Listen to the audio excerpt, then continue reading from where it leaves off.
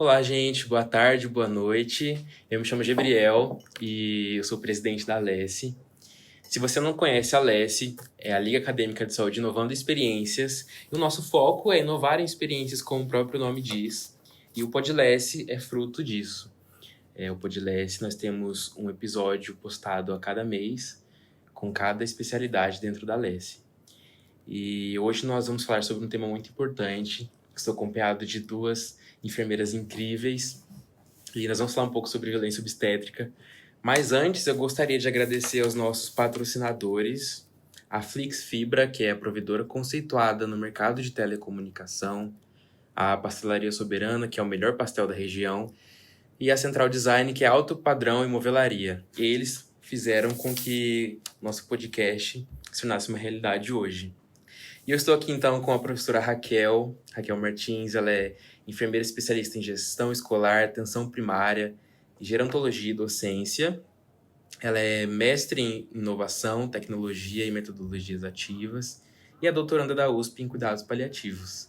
Também estou acompanhado da enfermeira Natália, ela que é enfermeira obstetra, auriculoterapia, aromaterapeuta, instrutora de Chantala e consultora de amamentação. E é um prazer ter vocês aqui com a gente nesse episódio tão incrível.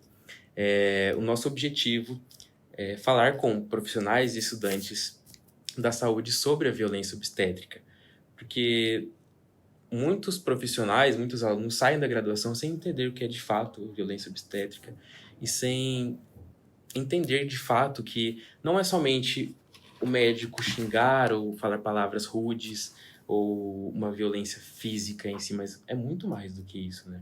Então é um prazer ter vocês aqui para a gente discutir. Então eu gostaria de perguntar para vocês o que é de fato a violência obstétrica, o que caracteriza a violência obstétrica? Quer falar? Sabe. Bom, como eu estava conversando com você aqui um pouquinho antes da gente começar a gravação, quando a gente fala de violência, a gente primeiro precisa entender o que é violência, né? A violência por si só, ela vem, como você colocou, muitas vezes por palavras, por atos, o distrato, né? A grosseria. A violência obstétrica, então, são essas atitudes que a gente tem ali com a mulher durante todo o ciclo gravídico puerperal. Então, é a mulher que está no processo de engravidar, a mulher que já está grávida, acompanhando o pré-natal, a que está ali parindo e a que já pariu, né? Então, a violência obstétrica, ela vai ser dali para esse grupo, né, de mulheres. E ela pode acontecer por, né, inúmeros, seja por falta de informação, os maus tratos mesmo que todos podem dar. Então assim, desde o profissional da faxina, que está ali naquele hospital, ou está ali no posto de saúde oferecendo assistência, ele também pode cometer ali uma violência obstétrica com essa mulher. E médico, enfermeiro, pediatra, todos que estão ali mesmo envolvidos na atuação. Eu li um dado do Ministério, né, segundo o Ministério da Saúde, que a violência obstétrica, ela engloba ali qualquer tipo de desrespeito com a mulher. A gente, quando fala em violência, a gente pensa exatamente já ali, né, na laceração, naquela coisa mais agressiva. Mas qualquer tipo de desrespeito à autonomia dela, né, ao desejo dela de fazer ou não um procedimento, humilhações, né, no processo reprodutivo dela, quando ela é impedida de fazer algo da qual ela pensa. Então, e aí junta a física, a sexual, enfim, as demais, né? Quando você faz um procedimento da qual não era necessário fazer. Então, desde as coisas mais simples até as coisas mais, né, absurdas que a gente pode ouvir, a gente pode considerar a violência obstétrica. Uhum. E é algo horrível, né? E eu acho muito triste o fato de a gente ainda ter que discutir sobre violência obstétrica em pleno 2024, né? É um cenário que está mudando. Com essa vigência, né, de rede social e tudo mais, esse cenário ele está mudando. Começou ali com uma movimentação de alguns profissionais que estavam descontentes com a forma como estava acontecendo, e aí esses profissionais foram fazendo ali aquele movimento, mas eu falo que a gente não muda nada, né? Eu, enfermeira, não mudo nada. Quem muda realmente é a mulher, né? Então, a sociedade junta, então, as mulheres começaram a se reunir, as mulheres começaram a participar de grupos, trocar, né, os grupos de gestante, o movimento de doulas é importantíssimo para isso também, porque Sim. com elas têm um movimento muito, muito importante mesmo na luta contra a violência obstétrica. Então, essa união das mulheres tem mudado essa realidade. Tem muito ainda para se caminhar, né? Muito mesmo. Mas perto do que a gente tem o Nascer no Brasil, né? Que é um documentário, um estudo que foi feito. E agora está começando a rodar já o segundo, né? 2020 começou a gravar o Nascer no Brasil 2. E já está acontecendo aí, vendo essa transformação. Então, assim, o número de episiotomias diminuiu consideravelmente. Ainda tem muito, mas Sim. diminuiu. O acompanhante, gente, o marido ou acompanhante de escolha da mulher, ele era impedido. Então, assim, era absurdo a quantidade de vezes onde a gente via que a mulher tinha que ficar sozinha parindo.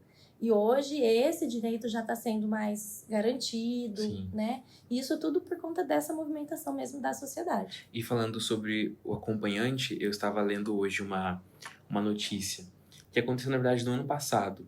Não sei se vocês ficaram sabendo, mas de uma paciente onde ela foi ter uma cesariana e o anestesista estrupou ela e ela estava sem acompanhante. Ela foi estrupada durante a cirurgia e o profissional da enfermagem que identificou já tinha visto que tinha acontecido algumas coisas anteriormente e a profissional gravou e conseguiu provar, né? Porque quando a gente fala desse confronto contra um médico, ainda é muito mais difícil, né?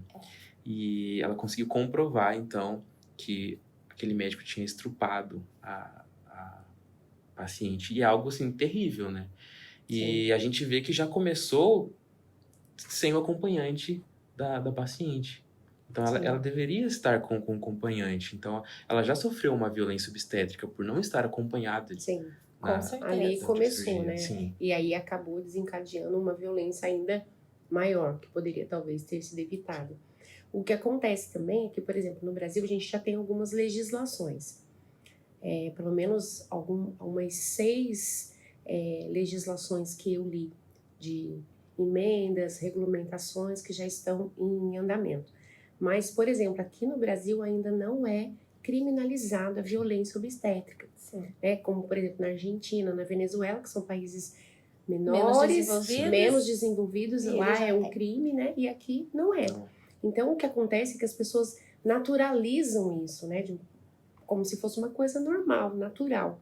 E a gente sabe que não. Sim. Então, esse movimento das mulheres, das doulas, dos profissionais, esse despertar de consciência, falar cada vez mais, porque embora já tenha mudado o cenário, ainda é uma crescente. Sim, né? com certeza. Ainda é uma crescente Com as certeza. violências obstétricas. O cenário então, ainda não é favorável. Sim. Então é preciso falar disso, trazer à tona, né? Conscientizar e brigar as pessoas. mesmo pela legislação, né? Porque esses outros países que você citou, o movimento começou junto aqui no Brasil. Sim. E lá eles já colocaram a lei. Adiantaram. E aqui ainda não, aqui se discute demais. É aqui moroso. É muito moroso, colocam muitos pormenores ali, ao invés de... né? Seria mais... Eu tava pesquisando e entre 2018 a 2020 teve um parecer do Ministério da Saúde sobre o termo violência obstétrica, onde eles achavam um termo ruim. Não era um termo... pejorativo. Era né? pejorativo. Então era melhor se manter somente violência do que violência obstétrica. E é muito engraçado que quando a gente fala de violência à mulher, é sempre comparado a isso, né? Sim, é um mimimi, ou quando é uma violência obstétrica, mas será mesmo que ela sofreu uma violência obstétrica? Não é mimimi, não é algo assim... E a gente vê uma violência contra a mulher, uma violência obstétrica, resistência, né? uma resistência vindo do âmbito federativo, né? Sim, teve um caso daquela influencer, a Chantal, e foi muito grave, porque assim, demorou demais para que o médico pudesse responder por aquilo. Porque hoje ele responde. Mas a gente vê como também é uma sociedade machista. Porque, e veja bem, eu não sou dessa tendência feminista ou machista, mas Sim. sim machista quando você vê que um homem que tá gravado todas aquelas agressões que ele falou pra ela, tá gravado, né? Então, assim, tem mais do que prova, que é mais prova do que isso. Então, assim, era pra ter sido em flagrante, Sim. e não foi, demorou ali anos para que ele pudesse responder. Então, realmente, a falta de legislação é algo que eu acredito que deva ser o nosso foco hoje como luta na assistência. Porque a partir do momento que tivermos a lei, aí a gente vai ter que começar a cumprir, né? Sim. E eu acho que uma coisa que é importante também é a questão do não conhecimento, da ignorância, né? Tanto por parte de quem pratica a violência, quanto por parte de quem recebe a violência. Porque uma mulher, dependendo da classe social dela, dependendo do conhecimento, da instrução dela, ela pode passar por uma situação que ela não sabe que é uma violência obstétrica, né? E o profissional também pode fazer não sabendo, né, que é uma violência obstétrica. Para ele é um desrespeito, alguma coisa assim, mas não é exatamente, não se encaixa nesse perfil. Então, acho que a falta de conhecimento de ambos dificulta também esse processo de identificar. Porque a gente tem, assim, no Brasil, praticamente 1 a cada 4 mulheres sofre violência obstétrica. Mas a gente sabe que tem muita coisa que ninguém está sabendo, é subnotificado. Tem muita subnotificação. A gente não tem, né? Por quê? Porque falta conhecimento, é ignorante, né? Tanto da parte do profissional quanto de quem sofre. O que eu vejo, assim, é a cultura nossa, né? Então, Sim. assim, de 60 anos pra cá, onde a cesárea foi, né, virou o auge, então, assim, todo mundo nasce de cesárea, o que é natural? O que é esperado num parto normal? É esperado que o médico suba na barriga, é esperado que faça o piquezinho para acelerar, é esperado que coloque o soro. Então, aquela mulher mais humilde, que não tem todas as informações, o que ela entende? Que é aquilo que vai ajudar ela. Tá tudo certo. Então, ela pede por aquilo. Muitas vezes ela fala, tira logo, acelera, vamos lá, não sei o quê. Então, assim, muitas vezes ela tá pedindo aquilo e ela não tem a consciência do mal que aquilo pode fazer para ela. Então, aí entra na subnotificação. Sim. E outra coisa que também a gente pega, assim, pelo menos, eu trabalho muito com mulheres particular, né, que elas acabam pagando pelo acesso, então elas têm toda a informação, só que elas vão parir pelo SUS. Uhum. E aí chega lá, elas sabem que elas estão vivenciando uma violência. Mas, Natália, como que eu vou me posicionar pro médico? Como que eu vou falar? Então elas têm medo, a gente vive ainda numa sociedade que tem medo de se posicionar. E às vezes esse medo tem cabimento, né? Porque às vezes se ela se posiciona, pode ser que aquele profissional que esteja atendendo, não que vá fazer maldade, mas que aí, então deixa ela aí, então. Se ela quer ficar, então deixa. E aí aquela assistência deixa de ser voltada 100% para ela, né? Então tem esse cenário também. E eu vejo essa questão sobre a deficiência no conhecimento, algo muito... A gente pode culpar, talvez, o ensino. Porque, por exemplo, os profissionais, eles têm uma noção de ser mais intervencionista, né? Principalmente na questão do médico, por exemplo, na questão da medicina, onde é muito mais intervencionista do que a gente assistir a um parto, né? Mas se a gente parar para pensar, o médico, ele é formado para intervir. Sim. Então, o parto, 85% das mulheres são o baixo risco, né? Então, quem são essas mulheres? São mulheres que não têm nenhuma patologia ou que tá controle, e a enfermeira vai assistir, ou a enfermeira ou a parteira tradicional, que não tem uma formação técnica, mas que tem ali a formação, experiência vindo de geração para geração. Então, essas mulheres, a grande maioria, elas têm que estar na mão das enfermeiras, das parteiras, e não dos médicos. Mas isso acontece ao contrário. Então, assim, antigamente, os partos, eles eram domiciliares. E aí, o parto passou a ir para o hospital, porque aí o governo, né, o Estado não consegue mais suprir aqueles partos no domicílio, então eles colocam todo mundo num lugar só, que fica mais fácil da gente conduzir. E nesse lugar só, quem tá ali é a figura do médico, não é mais a parteira. É o modelo, né? Então, o modelo assistencial, médico-centrado, que, né, favorece aí o surgimento dessas violências, né? Então, assim, o médico, ele não é o vilão. Sim. Né? Assim, a gente precisa entender que a gente não tem que olhar o médico como um vilão. Mas, como você disse, é o estudo. Então, assim, o que está sendo ensinado nas graduações de medicina, na residência da medicina? Como é ensinado o acompanhamento, né? se eles são ensinados a assistir, nós da enfermagem, a gente tem uma visão totalmente ali pro olhar, pro observar, ver como é que tá. Então, assim, de sentir mesmo, Sim. né? E essa questão, quando a gente fala do médico, não é também só o médico. Eu acho que quando isso acontece da parte do enfermeiro é muito pior. Porque antes de começarmos a gravar os episódios do podcast, a gente passou um semestre planejando. E aí todos precisavam apresentar um artigo que embasasse o episódio escolhido, né? E eu peguei um relato de experiência para falar sobre, para embasar esse podcast. E nele falava sobre a violência obstétrica a partir de enfermeiros. E é algo horrível, é algo onde enfermeiros falavam coisas horríveis. Sim. E eu lembro de que uma enfermeira no artigo, ela comentou que um enfermeiro tinha dito que era melhor fazer cesariana porque senão ia esgarçar a vagina da mulher e ela não daria prazer pro seu marido. E isso é muito horrível partindo do enfermeiro, tendo em vista que nós temos um olhar holístico, um olhar de uma humanização. Esse é o nosso principal foco quanto enfermeiros. Sim. E é horrível, partindo de enfermeiros. Eu tenho uma experiência, eu era recém-formada. Deveria ter uns 19 anos, assim. Era bem novinha. Foi a primeira vez que eu fiquei no pré-parto, acompanhando uma paciente. Eu toda preocupada com ela, né? Ela estava já em trabalho franco de parto. E aí a minha coordenadora, né, que era uma enfermeira, na época, ela falou assim, bom, você vai ficar acompanhando, mas provavelmente a criança está em sofrimento fetal e vai ser óbito, né? Eu falei, nossa, que triste, né? Daí ela falou assim, que triste, não tem nada de triste nisso. Viu a cor dela? Ela é negra, é -1 dessa raça. Quando eu escutei aquilo, quando ela falou aquilo, eu falei, gente, isso é muito absurdo para um enfermeiro estar falando. Eu não acredito que a senhora está falando isso para mim. Um ser humano, né? Eu falei assim, como é que você está falando isso da paciente? Na presença dela, ela ouviu falar, né?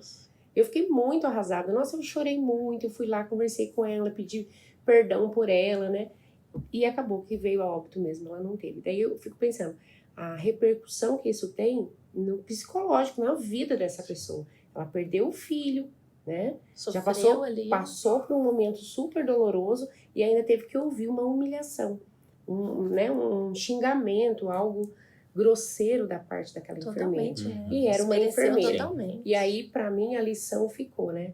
E eu admirava muito essa pessoa. Quando eu vi aquilo, eu falei, não, a partir de hoje eu quero ser totalmente diferente do que você fez com alguém. E aquilo me serviu como lição de vida. Que bom. Né? Para poder seguir e não aceitar esse tipo de comportamento. Porque eu acho que isso não tem nada a ver com o perfil do enfermeiro que a gente deseja, né? Para os nossos alunos ou para os profissionais em geral. Além de ser um crime, né? Sim. É algo... É uma horrível, reação, né? E aí Uma aberração. E aí a gente entra também na questão de que violência obstétrica não é somente física, mas também é psicológica, também é moral, né? E aí nas pesquisas que foram realizadas, eu vi que violência obstétrica é violência moral, é física, é restrição de direito, é medicalização excessiva, é patologização do processo natural de parto e também a violência institucional, né? Tudo isso é violência obstétrica, né? E aí, entrando aí então na violência obstétrica, entendendo que ela não é somente na hora do parto, né? A violência obstétrica, ela se inicia lá no pré-natal, isso? Isso.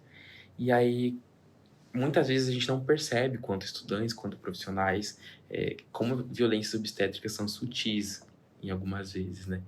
E aí, eu queria perguntar para vocês já vivenciaram alguma violência obstétrica no pré-natal? O que é um exemplo de violência obstétrica no pré-natal? Eu só queria fazer um adendo aqui, assim, que eu, conversando com uma colega advogada que advoga, né, em defesa das mulheres, hoje a gente tá banalizando muito também esse termo, né? Então, assim, tudo virou violência. A gente sabe que nós da enfermagem, né, você tá ali no atendimento, daqui a pouco Ah, florzinha, ah, amorzinho, né? Não chama paciente pelo nome. Não é o correto, a gente tem que chamar assim. Mas muitas vezes a pessoa tem aquilo de hábito, ela chama todo mundo. Sim. Florzinha, florzinha. Todo mundo é a florzinha na vida dela. Isso é uma violência? Até que ponto isso é caracterizado? Então, assim, para aquela mulher, eu já atendi pacientes que elas verbalizam, olha, meu nome é tal, eu gostaria de ser chamada. Então, para aquela mulher, sim. Então, a gente precisa também ter bom senso na hora de caracterizar o que é uma violência obstétrica, Sim. né? E talvez por isso que é tão difícil de gerar uma lei, né? Sim. Mas a gente precisa, sim, lutar para que isso aconteça. Mas só para fazer esse parênteses aí, de que às vezes, por que eu falei isso? Porque às vezes você tá ali no posto de saúde, né, no serviço de pré-natal, e o técnico, o enfermeiro, às vezes vai chamar aquela paciente e se esqueceu do nome. Sim. E aí chamou ela de florzinha. Ô, meu amor, vem cá, vamos lá, chegou a sua vez. É uma violência, né? Porque eu não chamei ela pelo nome, mas eu tô tratando com carinho, né? Ou muitas vezes tem o contrário, a gente faz a violência ao contrário, né? Trata de amorzinho, carinho, mas tá ali subindo em cima da barriga. Olha, eu só vou dar um empurrãozinho, eu vou fazer só um piquezinho, que aí é romantizar a violência. Sim. Então tem os dois lados da moeda. Sim. Né? Mas no pré-natal eu já vivenciei algumas situações. Vou deixar a Raquel falar. Pra gente ter uma noção, assim, né, de violência que acontece no pré-natal, por exemplo, você deixar de fazer um controle de pressão arterial né, uma coisa que é uma medida importante e que se eu deixo de fazer, negligencio esse cuidado, eu posso trazer um mal, né, para aquela gestante. Eu fazer toque todas as vezes que ela vai fazer o pré-natal comigo, porque é uma coisa desnecessária, né, não tem indicação para fazer toque, né. Por exemplo, não fornecer para ela todas as informações, né, omitir dela o que está acontecendo, o que eu vi no exame, aquilo que está alterado. Por exemplo, se já avalio ali, depois da altura uterina, o BCF, a posição, não está uma posição que está evoluindo para a gente ter um parto normal. A gente pensa, então, aventa fazer uma cesariana, mas ela ter a informação disso bem antes, né, para ela já ir se preparando. Então, tudo isso é a gente fazer um pré-natal livre de violência. Então, coisas bem simples, mas que são importantes. Sim. Ela precisa saber, né? Por exemplo, eu tive a minha gestação, a minha filha ficou de cabecinha para cima com uma apresentação de pezinho para baixo. E eu queria muito ter parto normal. Então, o doutor foi falando para mim, olha, a gente vai tentar, a gente vai esperar, vamos deixar ela virar. E foi assim o tempo todo. Quando chegou no final, eu falei, Raquel, não virou. Não deu. A gente vai ter que optar por uma cesariana. Mas eu estava ciente de tudo. E se ao final eu tivesse que tomar essa decisão por conta da indicação, ok. Mas e quando você não sabe de nada, quando você vê alguém já te colocou numa maca e te levou? Sim. E chegou lá, você já tá num centro cirúrgico, você não sabe por quê, né? Mas eu ia fazer isso e agora tá aqui. Então a gente precisa fazer, né? É aquele falar, aquela frase bem rotineira da enfermagem. Explica tudo pro paciente, dá informação para ele. E vê o que ele captou daquilo, né? Vê o que ele entendeu e informa ele. Porque é tão melhor quando você sabe todos os passos, porque você se sente mais seguro, você fica mais tranquilo. Sim. Você facilita até o trabalho da equipe, né? Sim, e assim, em relação ao parto pélvico, né, é algo que, como que a enfermagem pode trabalhar nessa humanização? Estudando. Então, assim, eu não acompanho partos pélvicos, né, Sim. por falta de conhecimento mesmo, falta de prática. Mas eu já sei que oferecer para a mulher a chance de ser assistida por um parto pélvico faz parte da humanização. Então, qual é o meu papel como enfermeira? Me capacitar. Sim. Se eu estou nessa área, eu preciso me capacitar, né? Então, assim, é buscar cursos, e estudar meios de como fazer, de como tá, quem são as equipes que fazem, e ir difundindo isso cada vez mais. E tirar o estigma de que bebê sentado não nasce, porque nasce. Nasce. Né?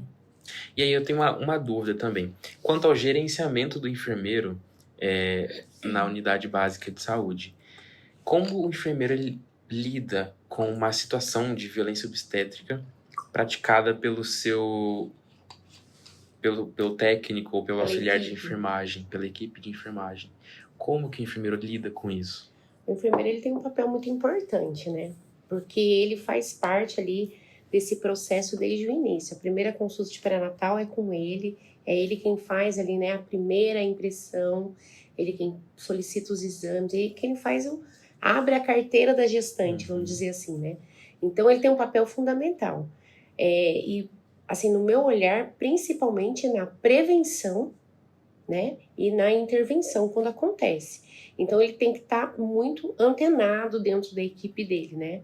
E sempre, na minha visão também, fazendo conscientização, educação continuada, falando sobre o tema, ressaltando a cada reunião, a cada encontro com a equipe, a importância do acolhimento, do respeito, né? Da forma de tratar o paciente, colocar para ele mesmo, olha, hoje a gente tem a questão da violência obstétrica de uma maneira muito clara. Então, quando você faz isso, dá exemplos do cotidiano, da prática, para que ele possa mesmo tomar conhecimento, né? Se adonar desse conhecimento para ele não fazer. Sim. Porque às vezes ele não sabe estar fazendo. E muitas vezes o que eu presenciei foi muito no sentido da instituição. Então, existem protocolos, Sim. Os protocolos estão ali para ser seguidos. Sim.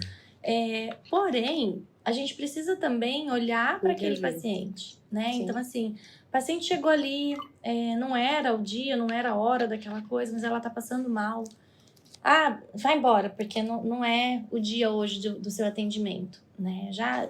Então fica muito preso ali no protocolo, no sistema, naquela. Sim. Então, assim, também falar para ele, gente, a gente consegue. Ah, mas eu, como técnico auxiliar, não tenho autonomia para isso. Mas você tem um enfermeiro aqui que preza pela humanização, um enfermeiro que preza para não cometermos a violência obstétrica. Sim. Então, chegou a paciente, né, e aí é onde você fala da educação continuada. Sim. Chegou um paciente que está fora do protocolo, tem que passar acolhe e passa. Vê a necessidade, pro enfermeiro, né? Sei que a demanda é muito alta para os enfermeiros numa UBS, né, numa rede básica. Mas dá para a gente ir filtrando as coisas para que a gente trabalhe aí na E o enfermeiro, né, como gestor, coordenador, ele tem a condição também de intervir até mesmo nos protocolos, né? Quando ele traz um embasamento científico de algo, e ele consegue ali, junto da gestão, da instituição, implantar, né? Ou retirar do protocolo algumas coisas que não são mais... Não se enquadram, não são mais adequadas, né? Por exemplo, se eu mantenho até hoje que eu preciso fazer tricotomia pubiana, né? Que é a raspagem dos pelos, a lavagem intestinal, numa mulher que vai ter parto normal, e isso é uma coisa que não precisa mais, não tem mais essa indicação, eu vou lá, vou reformular, tá na hora da gente trazer esse protocolo novamente para revisão, atualização, e esse procedimento não cabe mais. Então, ele tem essa autonomia, essa figura, né, que é importante. Sim, com certeza. E dentro do parto, como que a gente pode identificar essas violências? E eu aprendi que cesárea não é parto, né? Isso. Que cesárea não é parto. Mas como que nós identificamos, então, aí numa cesárea, no parto, como que nós identificamos essa violência?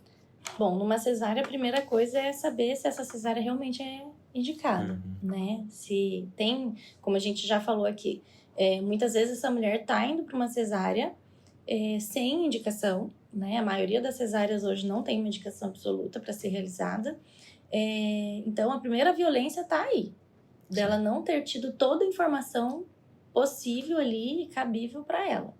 Ah, mas não é utopia, porque na minha experiência, já várias mulheres iniciam pré-natal desejando uma cesariana e acabam optando pelo parto normal, né, de tanto ter acesso ali às informações, as formas de como aliviar as dores, enfim. Então, para a cesariana, a primeira coisa é isso, começa ali, né? E a gente foi lá no caso do anestesista, né? Então, aquela mulher, será que ela tinha indicação real de uma cesariana? Então, assim, ela teve a indicação da cesariana, é uma indicação real, ok, tudo bem, então a gente vai garantir o acompanhante. Na hora de fazer a punção, né, na veia, vamos pegar uma veia. A gente pode fazer ali também, perguntar, né, se ela tem preferência de algum braço. Normalmente a gente acaba pegando aqui em dobra, né? Mas será que a gente não consegue uma outra veia um pouco melhor em outro lugar, que não vai atrapalhar na hora de pregar o bebê? Então, são coisas que a gente precisa olhar o global dela, né? Essa mulher vai sair dali depois, vai pegar esse bebê, vai manter o acesso, então vamos pegar um lugar, né, mais passível ali de movimentação. Uma coisa que sempre me incomodou desde a graduação, qualquer paciente que está num ambiente cirúrgico vai para a mesa cirúrgica nu, totalmente despido. E aí aquela porta aberta e todo mundo passa e vê. E aí a mulher, né, durante a cesariana não é diferente. Então ela tá ali, muitas vezes vai passar a sonda com a porta aberta, com milhões de pessoas vendo. Então assim, vamos proteger esse corpo, né? Expor ele o mínimo possível. Fecha a portinhola ali, que a gente sabe que todo centro cirúrgico, a sala tem porta, então fecha a bendita da porta. Deixa um lençol ali, só expõe a parte que realmente vai ser necessário expor, né? Eu, como enfermeira, como técnico ali naquele ambiente, explicar para ela tudo que está sendo feito, tudo que vai acontecer. Não amarrar o braço da mulher durante o procedimento. Aconteceu comigo na semana passada, a gente não amarrou o braço e a paciente levou o braço para o campo cirúrgico. Aconteceu, né? É raro isso acontecer, muito raro. Mas foi uma paciente que o parto foi muito rápido, assim, a gente não acompanhei ela no pré-natal, então ela não teve informações. Sim. Então ela cometeu essa falha de trazer o braço, porque eu já tinha dito que não era para trazer o braço para frente, que eu ia guiá-la, ela não entendeu no momento do nascimento do filho e tudo mais, né? Mas então garantia a ela essa informação, né? Você entendeu essa informação que eu tô te passando? Né? Então, sempre ter aquela troca, porque eu achei que ela tinha entendido, ela achou que eu tinha falado outra coisa. Né? Então, ser muito claro para os pacientes ali no momento da cesárea de todos os processos. Sim. Né? E a gente aqui no Brasil é um país que faz muita cesárea, né? 55% dos nascimentos no Brasil são por cesariana. E a OMS recomenda, né? Então, a OMS recomenda 15% para cada país. E olha quanto acima que nós somos. Então, é uma coisa bem complicada, né? Porque do ponto de vista de segurança para a mãe, para esse binômio aí, né? Mãe e filho, seria o parto natural. Sim. Mas nas indicações, como a Natália colocou, precisa, né? Uma pré-eclâmpsia, uma... placenta prévia, são indicações mesmo que não tem reais, como, né? reais. E aí tem que fazer, né? Mas é possível, acho que em todas as fases, a gente falou do pré-natal, a gente tá falando do parto, e depois do puerpério. Em todos os momentos é possível a gente ser sensível àquela situação, né? E adequar para que não aconteça, né? Para aquele momento. Porque tem como a gente fazer várias coisas, né? Com certeza. E aí, no caso, como eu tinha dito no começo, sobre aquele caso que eu tinha comentado, onde... sobre a Chantal. Ah, Chantal. Isso. Que ela tinha... Que o médico ali no vídeo é horrível, é um vídeo muito feio, muito forte de se ver. Mas o médico fala muito, olha, vão pra episiotomia, reforça a episiotomia. E ela dizendo não, não, não. E sobre a episiotomia?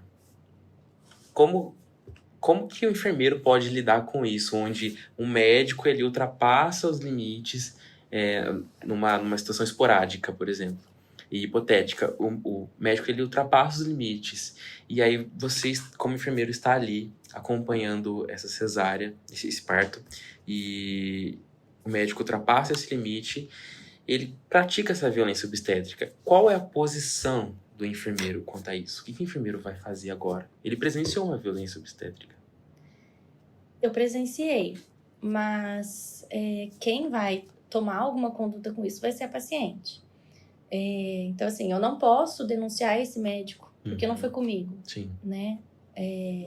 O que eu vou fazer é oferecer orientação, oferecer o apoio, suporte emocional do que ela, né, deve fazer ali e orientá-la os meios que ela tem ali de ir atrás de denunciar, né, se ela assim ela desejar. Sim.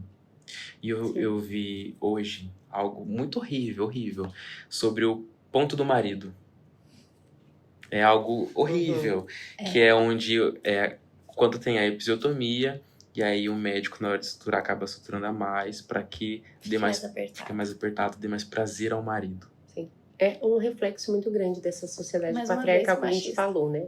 Lá de trás, né? Que a É gente algo tem isso muito mesmo, né? E, Raquel, você já vivenciou alguma violência obstétrica? Já. Na hora do parto, né? No momento de fazer epísio, realmente tinha uma indicação de fazer epísio, porque era um bebê gig e tava praticamente lacerando ali na hora do nascimento mesmo. Então ele tinha que fazer uma abertura para poder a criança passar. Não tinha condições, a criança era muito grande, era uma criança de 5 quilos e tanto. E aí, só que daí na hora, quando ele pediu o material que eu virei para fazer, ele falou assim, tá muito devagar. Ele introduziu o dedo e rasgou, né, a membrana da mulher. E ela gritou de muita dor e foi assim, foi bem chocante. Isso lá vai muitos anos, foi bem no comecinho de formada, né? Então, eu nem sabia o que era uma violência obstétrica. Eu vi, Da presenciei, rotina. achei muito chocante. Nem na rotina eu imaginava que fosse aquilo, e não era mesmo, né? Mas eu não tinha a dimensão do que tinha acontecido de fato. Aí ele fez, né? Aconteceu. Depois que ele fez a sutura, ele ainda fez um toque anal para poder ver se não tinha feito fístula, com uma desculpa que era fístula e alguma coisa assim, mas eu achei muito estranho todo o procedimento, né? Mas eu não tinha dimensão do que era. Sim. Então, eu não fiz uma orientação para ela na época, né? Porque eu ainda era muito novinha, muito recém-formada. Mas eu já presenciei, sim, infelizmente. Hoje a gente tem o código de ética, né? Sim. Nosso. Então, assim, por exemplo, num parto normal, né? Já presenciei, já acompanhei, e às vezes o médico pede, sobe na barriga, né? Sobe você na barriga da paciente, segura aí. E pelo nosso código de ética, isso é errado. Então, assim, se você faz, você tá infringindo o nosso código pode de ética. recusar, Sim. né? Você vai responder. Então, assim, o nosso papel é recusar. Sim. Como eu recusei várias vezes. Sim. Doutor, eu não vou fazer. E aí, Ele fecha a cara. nesse momento, muitas vezes, o profissional pode também sofrer uma violência, não pode? Com certeza a gente acaba sofrendo depois em outros momentos, né? Uhum. Algumas represálias, Algumas conversas, umas né? conversas. O médico não gosta mais de dar plantão com aquela enfermeira porque ela não faz o que ele pede, né? Mas se não começar por mim, vai começar por quem, né? Tem que se posicionar. A gente tem que se posicionar dentro daquilo que eu acredito, daquilo que eu sigo, né? E eu não sigo uma medicina do achismo. Hoje a obstetrícia que eu pratico é baseada em evidência. Uhum. Então, eu tenho respaldo para me negar a fazer alguma coisa. Sim. Sim. Então, a partir do momento que eu tenho respaldo e o argumento, já também consegui aí dobrar, como diz, né, alguns médicos em alguns processos, Sim. né? Então o que você sugere, então, pra gente melhorar? Sugiro isso e isso, doutor. Então, se você põe ali que você domina. Não é fácil, né? Você dominar o meio médico, mas a gente consegue se posicionar. Sim. E na violência no puerpério? Eu acho assim, e tem como, né?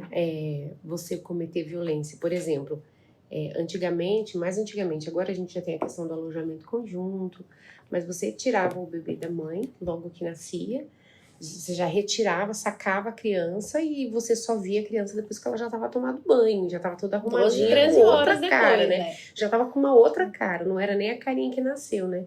Então, quando você dificulta o aleitamento, quando você não deixa a mãe ter o primeiro contato, né? A golden hour, né? Que é o momento ouro ali de estar com o filho no primeiro momento do nascimento, ainda quando nem cortou o cordão, né? Então, essas coisas são formas da gente cercear esse direito dela e cometer, de uma certa forma, a violência, né? Que configura também uma violência neonatal, né? Sim. Sim. Sim. Ambas, né? Tanto o neonatal quanto para essa puérpera. Juntas aí. Sim. Sim. Tava conversando com a Natália sobre quando ali o bebê acabou de sair, já pegam o bebê, enrolam ele, coloca a touquinha, coloca laço para poder depois colocar perto da mãe, sendo que não é para ser feito dessa forma, né? Mas aí é a instituição, né? É o protocolo. E aí, violência? Então, eu tive uma vivência há pouco tempo, no começo do mês, uma paciente minha, ela teve um descolamento de placenta, e é uma emergência, né? Então, a gente precisa agir muito rápido. E devido às condições ali, foi optado por fazer uma anestesia geral. E aí, então, o bebê nasceu super bem, foi muito rápido, né, a evolução da resolução. E assim, o neném tá bem, o pai tá ali, tá disponível. A nossa pediatra da equipe não conseguiu comparecer, porque no dia uma cascavel chegou na casa dela, né? Coisas que acontecem aqui no nosso interior. Então, a pediatra acabou sendo a do plantão. Então, a conversa foi meio no ruído, porque a pediatra queria levar o bebê pro berçário, e aí eu me posicionei. Falei, mas doutor, o pai tá aqui, a mãe vai acordar, eu estou aqui, eu vou favorecer o pele a pele, assim que essa mãe acordar, né? Porque a geral a gente sabe, é rápido, né? Não, porque eu vou levar, porque é protocolo. E... Doutora, aí eu fui com o meu conhecimento. A senhora sabia que, segundo a OMS, Ministério da Saúde, recomendam, né? Ela olhou pra minha cara, largou o bebê e saiu gritando, né? Mas eu falei, eu fiz a minha parte. Sim. O bebê ficou no canguru com o pai. A hora que essa mãe foi voltando da anestesia, coloquei ele em cima da mãe, fui conversando com ela. Um pouquinho mais tardio, mas seu bebê teve está momento, aqui, né? tá no seu colo, volta com calma. E aí, né, ela voltou super plena. Normalmente, a anestesia geral, a gente volta mais agitada, né? Ela voltou super plena. A primeira coisa que ela fez já foi botar a mão em cima dele. Então, assim, é favorecer isso. Sim. Né? Então, a gente como enfermeiro tá ali, garantir ali a hora de ouro daquele bebê. Sim. E eu vi uma enfermeira falando sobre o vernix, né? Sobre dar banho no bebê. E aí ela tava contando que ela só deu banho quando ela foi pra casa. E aí ela deixou o bebê 6 dias ali sem tomar banho, só foi dar banho na criança quando chegou em casa. Então, dentro do hospital, como que deve ser o posicionamento do enfermeiro quanto a isso? Primeiro, respeitar o que diz as sociedades brasileiras de pediatria, o OMS, que o banho deve ser dado pelo menos ali 6 horas depois de nascido. O ideal é 24 horas. Uhum. Então, se é isso, fora algumas exceções, né, de doenças maternas. Sim. Mas fora essas que são raríssimos os casos, não dar o banho. Não dá o banho. É manter o máximo. É manter o máximo. Então, assim, o banho é cultural. Tem algumas culturas que só vão dar o banho depois que o umbigo cai. Né? Vai manter aquele umbigo sequinho. Então, é cultural. Sim. Então, nós aqui vivemos num país tropical, é quente, muitos bebês às vezes sentem a necessidade da água. Sim. Né? Então, qual é o meu papel nesse lugar? É não dar esse banho e favorecer que o primeiro banho seja a mãe que dê, ou o pai, se assim eles quiserem, né? Porque às vezes eles estão inseguros também. Sim. E não vão querer. Mas a grande maioria quer. Então, ou permitir, né? Oferecer, dizer, porque a gente olha, já é possível, chega fazendo, né? Então, assim, essa proatividade acaba sendo cerceia um pouco a pessoa, né? E a gente porque vê também uma falta no pré-natal, né? De informar pra mãe no pré-natal que, olha, é assim, você pode dar banho depois de tantas horas, é preferencial deixar mais tempo. Sim. Então é uma falta lá no pré-natal, sim, né? Sim.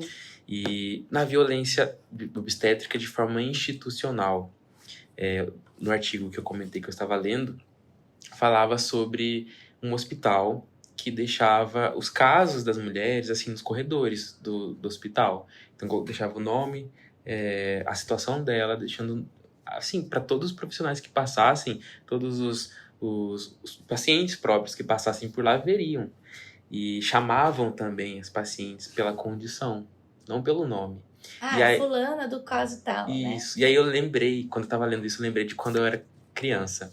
Eu quebrei meu braço e aí eu fui no hospital, né, na ortopedia. E o doutor, ele enfaixou meu braço, engessou meu braço de uma forma muito estranha. De uma forma muito estranha. Mas aí eu fui pra casa e depois eu voltei pra fazer o retorno. E aí era a outra médica que estava de plantão. E aí eu estava sentado do lado da sala. E aí ela chamou Gabriel. Aí o residente que estava com ela perguntou, nossa, quem que é esse? Aí ela falou, é um menino do braço estranho. E aí eu tinha 10 anos. E aí eu fiquei, nossa, menino do braço estranho. Por que eu sou o menino do braço estranho? E aí eu lembrei disso. Eu lembro que eu fiquei muito mal. Estigma pra você, né? Sim, eu fiquei muito mal. E aí eu penso agora, numa mulher que está fragilizada, que passou por um momento vulnerável, né? Sim. É muito pior. Sim. É algo muito pior, né? E é uma coisa que acontece muito nas instituições, os comentários de corredor, a falta de ética da equipe na hora de passar plantão porta a porta, onde você vai ali na porta da enfermaria ou na porta da maternidade, você passa os casos. Mas quando você passa, você tem que falar o mínimo possível e com mais terminologias possível, porque a equipe sabe, mas quem está ouvindo não vai entender.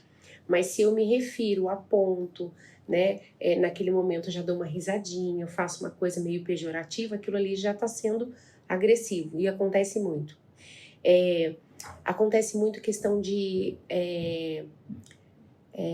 quando ela tem uma classe social diferente, quando ela tem uma opção sexual diferente. Então, Sim. esse tipo de coisa ainda acontece nas instituições. Muito. Xingamento, como dizer assim, olha, na hora que você estava lá tendo a sua Fazendo, relação, tava bom, né? você não estava gritando assim, agora você está aqui, você está se esgoelando. Então, são comentários, falas, né, dos profissionais, do corredor, da postura ética mesmo, que acontece muito ainda nas Uma instituições. das perguntas sua foi o que o enfermeiro faz frente a isso, né? Sim. Eu vivenciei uma situação muito grave, ao meu ponto de vista. Numa passagem de plantão, a técnica, a gente tinha uma paciente soro positiva. Sim. E a técnica gritou, falou aos 4 ventos ali a condição dessa paciente, né? Para quem quisesse ouvir. E a gente sabe como hoje ainda é muito, né, pesado para a pessoa portadora do vírus, só pelo estigma mesmo, né? Não pela condição de saúde, que hoje a gente sabe que é plenamente viável aí. Mas... E ela, né, se portou desse jeito na hora da passagem do plantão. Ah, é aquela, tá, não sei o quê. Qual é o meu papel ali? Código de ética. Ela foi responder no código de ética. Então, assim, eu falei... ela já havia cometido outras falhas muito similares. Sim. Com pacientes com sífilis, pacientes... Então, ela sempre fazia esse do braço estranho. Sim. A paciente da sífilis, a paciente não sei o quê, né? Eu falei assim, agora chega. Eu já te dei várias advertências, agora você vai responder junto ao porém. Então, ela respondeu um processo ético junto ao porém. Sim. Entendeu? Então, é o meu papel. O enfermeiro tem que fazer o quê? Relatório, né? Notificar a situação e para que sejam tomadas as providências cabíveis. Às vezes cabe uma advertência verbal, se é só a primeira vez que aconteceu, uma orientação. Mas às vezes você precisa tomar uma coisa mais drástica, né? A medida. Essa mesma técnica, eu falo que ela tinha muita língua solta, porque a paciente já estava no 6º, 7º filho. Ah, mas não tá na hora de separar, não? Fecha logo essa fábrica. Os comentários que são pessoais, né? Que não, assim, você não tá ali para emitir juízo de valor, ela julgamento. Ela vai ter contigo se ela quiser, gente. O que configura violência moral, né? Sim. Com certeza. Sim. E para finalizar, eu vejo muito como é necessário que nós mantenhamos a autonomia do paciente, né? Então, de escolha, principalmente. Por exemplo, na questão da ocitocina sintética. Como que a gente maneja isso? A utilização de ocitocina sintética. Primeiro entender qual é a indicação. Então, assim, hoje eu sou enfermeira obstetra. Então, eu tenho um estudo aprofundado sobre isso. Mas a gente sabe que, às vezes, na maternidade não são enfermeiros obstetras. Muitas vezes é enfermeiro generalista que está dentro da maternidade. Ele precisa minimamente estudar a indicação daquelas principais medicações que são utilizadas. E argumentar com o médico. Doutor, mas qual é a indicação? Porque se eu sei que aquela medicação não tem indicação clínica, eu posso me negar a usar. Como já aconteceu comigo. Muitas vezes os técnicos eles ficam com medo de negar a prescrição médica, né? De bolar ali. E aí eu sempre brincava assim, falava assim, enrola pra pôr. Tipo, já acompanhei paciente, tava no 6º bebê, o 6º parto dela.